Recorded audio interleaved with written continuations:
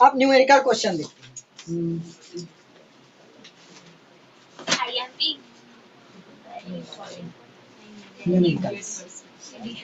सबसे पहले तो न्यूमेरिकल करने के लिए पूरे चैप्टर का फॉर्मूला पता रहना चाहिए, जितना भी इस चैप्टर में फॉर्मूला पढ़े बनाए।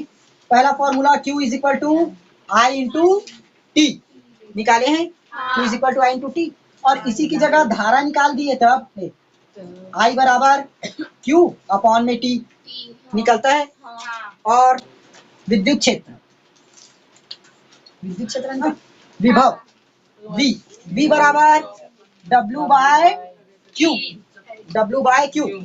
अनंत से विद्युत क्षेत्र के किसी बिंदु तक लाने में किया गया कार्य विभव, ये निकलता है ना। जहां V क्या है, विभव, W कार्य, Q आवेश। यहाँ पर I क्या है, Q मतलब आवेश, I मतलब धारा, विद्युत धारा, T मतलब समय। ये पता चल गया पूरे का। अब चौथा नंबर, और विभवांतर निकाले, V माइनस V, इसको तो जानते हो ना, सेम वही चाहेगा। V का मतलब विभव बस। और फिर ओम का नियम, R is equal to V upon I। R बराबर प्रतिरोध, V इसको तो लिख लिए, ऊपर में लिख लिए ना। जहां R बराबर प्रतिरोध, V मतलब विभव, I मतलब विद्युत धारा, हो गया। इसको ऐसे ही लिखना, Q बराबर लिखना, फिर नीचे में इसको, फिर यहाँ पर जिसमें लिखने की जरूरत नहीं है मत लिखना। और अगर ये याद है तो फॉर्मूला बस लिख सकते हो, याद है तब, नहीं है तो लिखोगे। फिर पांचवा नंबर, उसके बाद हाँ क्या निकाले हैं। उसके बाद प्रतिरोध के बाद विद्युत चालकत्व, प्रतिरोध के व्युत्क्रम को विद्युत चालकत्व कहते हैं। इसको किससे दर्शाए थे, जी से। तो 1/R होगा, तो I बटे V, देखो V बटे I है, उल्टा कर दो, I बटे V हो गया, हुआ ना। तो जहां G क्या है, G बराबर विद्युत चालकत्व है।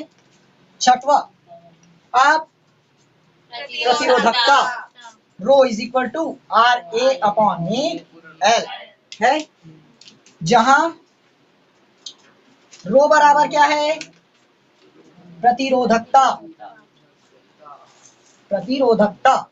R बराबर प्रतिरोध। अरे इसको तो लिख लिया है क्या, A क्या है, क्षेत्रफल, L क्या है, लंबाई, हो गया। फिर सातवां, विद्युत चालकता, उसके लिए क्या निकाले हैं, sigma is equal to L upon R। Just इसको पलट, जैसे इस पर पलटे हैं बस इसको भी पलट दो। जहां सिग्मा क्या है, विद्युत चालकता,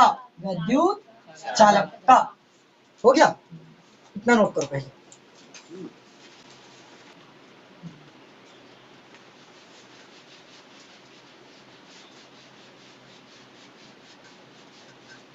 सातवां फॉर्मूला ना। अब आठवां नंबर, प्रतिरोधों का संयोजन।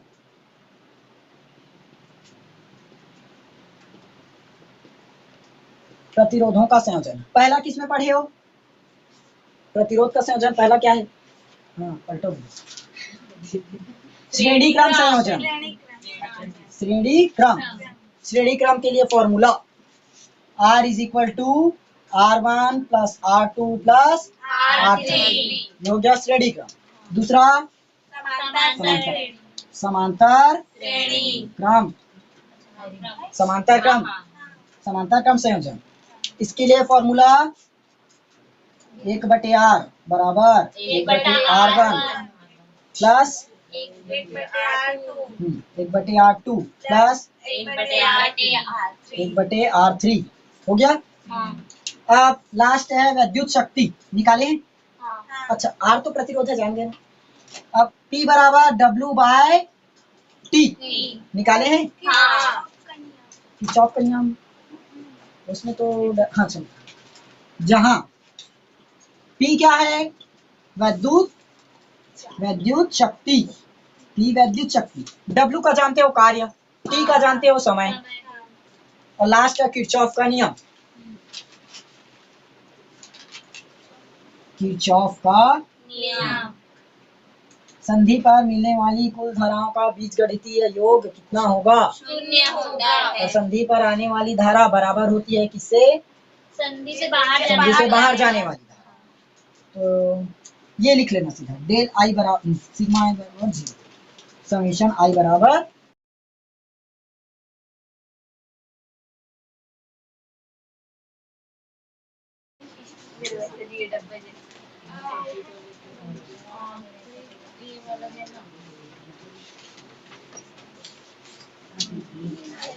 क्वेश्चन ऐसे आएगा ना, देखो ए व बी के मध्य तुल्य प्रतिरोध ज्ञात कीजिए। पर है ये है 3 ओम, ये 4 ओम, ऐसे करो, इसको भी 3 ओम मान लो और इसको 2 ओम। चलो देखो समझो, ए और बी के बीच हमें क्या ज्ञात करना है, तुल्य प्रतिरोध। प्रतिरोध का मात्रक जानते हैं क्या है, ओम है, ये ओम का निशान, इसलिए यहाँ पर ओम दर्शा दिए। अब ये तो बताया था धारा सबसे पहले एक बिंदु से स्टार्ट होगा, ए बिंदु से, यहाँ से धारा चलेगा। अब जैसे यहाँ से धारा चला, यहाँ से किस दिशा में जाएगा, ऊपर की ओर की नीचे की ओर, दोनों ओर जाएगा, दोनों ओर गया। अब बताओ दोनों ओर जिस तरीके से, मतलब ऐसे यदि धारा दोनों ओर पहुंचती है तो समांतर क्रम बनता है कि श्रेणी क्रम बनता है, समांतर क्रम। श्रेणी क्रम में पूरा डायरेक्ट पहुंच जाता है, लेकिन समांतर क्रम में धारा बट जाता है, इस मतलब इस पहले वाले प्रतिरोध में और इस दूसरे वाले प्रतिरोध में, दोनों में धारा पहुंचेगा। तो इसको मान लेते हैं R1 और इसे R2 मान लिए। तो यहाँ माना R1 बराबर कितना माने, 3 ओम, माने R2 बराबर 3 ओम, और ये R3 बराबर 2, इसको मान लिए R3 हो गया। अब सॉल्व करते हैं, देखो R1 और R2 अब भी बताए ये कौन से क्रम में है, समांतर क्रम। चूंकि R1 व R2 समांतर क्रम में है, हाँ R3 नहीं होगा, क्योंकि R3 तो इधर है। देखो जितना धारा R1 में गया उतना ही धारा यहाँ पर आएगा, जितना धारा R2 में गया उतना धारा यहाँ पर भी आएगा, दोनों धारा मिली। अब उसके बाद जितना धारा यहाँ मिला उतना ही धारा यहाँ से बाहर निकलेगा और कहाँ में जाएगा, R3 में। तो ये कहाँ से समांतर बना, तो सबसे पहले इन दोनों को समांतर में सॉल्व, जहां से परिपथ कंप्लीट होता दिखे, मतलब सॉल्व होता दिखे, वहीं से क्या करोगे, सॉल्व करो। यहाँ से बन गया, धारा R1 में गया, साथ में R2 में भी गया, तो पहचान गए धारा बटा मतलब समांतर क्रम। इसको याद रखना, जहां से धारा बटना स्टार्ट हो गया ना, समांतर क्रम बनता है, ये तो जानते हो। तो अब समांतर क्रम है तो फॉर्मूला लगाए, 1/R पैरेलल समांतर क्या होता है, 1/R1 प्लस 1/R2। ये पैरेलल की जगह डेज भी दर्शा सकते हो ना, ऊपर में ऐसे 8 डेज करके, 1/R पैरेलल, 1/R1 का मान 3 प्लस 1/R2 का मान 3 है। तो आप इसको जोड़ सकते हैं क्या सीधा, 1/R पैरेलल, 1 प्लस 1 जुड़ेगा तो 2/3, हर समान है तो एक बार लिख दिए। अब देखो ये हमारा 1/R पैरेलल का मान है, लेकिन R ज्ञात करना है अभी, RP, तो ये क्या होगा, उलट, हाँ उलट जाएगा ना, मतलब पलटेगा। अभी क्या है, 1/RP का मान है, हमें तो सिर्फ RP चाहिए, ज्ञात क्या करना है, पैरेलल, तो R पैरेलल क्या होगा, 3/2 निकलेगा। या तो यहाँ से ऐसे भी कर सकते हो, तिर्यक गुणा करके, बट यहाँ समान हो गया इसलिए तिर्यक गुणा मत हो गया। 3/2 मतलब 2 एका 2 और 2 5 10, 1.5 R कितना आया, 1.5 ओम। प्रतिरोध का मात्रा ओम। निकला 1। अब चित्र कैसे बनेगा? अब नया चित्र बनेगा। ये क्या है हमारा बिंदु ए, यहां से धारा गया, हमने इन दोनों को सॉल्व कर दिया ना, कितना ला लिए उसकी जगह 1.5। इस दोनों को सॉल्व करके क्या लाया 1.5, ये आ गया 1.5। ये क्या बना यहाँ पर 1.5 ओम हुआ। अब जैसे ही यहाँ से गया, ये निकल गया, इस पूरे की जगह क्या आया 1.5, ये बन गया। अब ये दोनों धारा यहाँ पर पहुंची है, यहाँ से फिर निकल गया, निकला तो ये वाला निकल गया। यहाँ क्या जुड़ा है? एक R3 जुड़ा है, R3 यहाँ जोड़ देते हैं, R3। ये हो गया बी बिंदु R3, और ये वाला R पैरेलल हुआ। R3 का मान 2 ओम। अब बताओ, जितना धारा A में जाएगा उतना ही धारा जितना धारा RP में जाएगा उतना ही धारा R3 में भी जाएगा। अब कौन सा क्रम बना? श्रेणी क्रम। क्योंकि RP व R3 कौन से क्रम में है? श्रेणी क्रम। इसीलिए R सीरीज, श्रेणी मतलब सीरीज लगाते हैं ना, श्रेणी को इंग्लिश में सीरीज ही बोलते हैं। RS लगा दिए, RP प्लस R3 ये बनेगा RP प्लस R3। डायरेक्ट जोड़ देते हैं, R1 प्लस R2 करते हैं, लेकिन R1 की जगह RP दिया है तो RP कर दिए, या तो इसको R1 ही मान सकते हैं। RP का मान 1.5, R3 2, तो 2 और 1 3, 3.5 ओम R सीरीज। अब देखो यहाँ से इन दोनों को भी हम लोगों ने सॉल्व कर लिया, कितना ला लिए 3.5, तो ये हो गया A, इसको सॉल्व किए और ये हो गया बिंदु B। यहाँ अब कितना आया 3.5 ओम। देखो पूरा इस चित्र को इसमें बदल दिया, बदला, ये आ गया हमारा आंसर फाइनल। समझ आया? ए बिंदु से धारा प्रवाहित होगा, धारा प्रवाहित हुआ, दो भाग में बटेगा, एक जाएगा R1 में, दूसरा जाएगा R2 में। तो जहां से धारा बटना स्टार्ट होता है समांतर क्रम बन जाता है, ये समांतर क्रम में, समांतर क्रम का फॉर्मूला लगा दिए, इसको सॉल्व करके क्या लाए 1.5 आया। अब इस चित्र को हमने नया बना दिया, इन दोनों को सॉल्व करके क्या लाए 1.5, ये हो गया 1.5। अब जितनी धारा मतलब R1 से गुजरेगा वो यहाँ पर आएगा, R2 से गुजरा वो भी यहीं पर आया। अब दोनों निकला यहाँ से, किस में जाएगा अब सीधा R3 में, तो ये गया R3 में, हो गया। अब RP इसका मान कितना निकाले 1.5 अभी, और R3 का मान पहले से दिया है 2, इसके साथ तो अभी कुछ नहीं किए हैं। तो अब इन दोनों कौन से क्रम में है? श्रेणी क्रम, क्योंकि जितना धारा RP में जाएगा उतना ही धारा R3 में भी जाएगा, तो दोनों श्रेणी क्रम में, इसलिए डायरेक्ट जोड़ दिए। अब हुआ।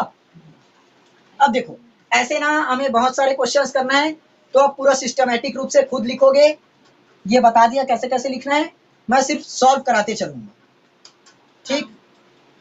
मानते हैं जो R1 R2 R1 को पहले सॉल्व कर सकते हैं, क्यों? हाँ, कौन से क्रम में जुड़ा है बताओ तो R1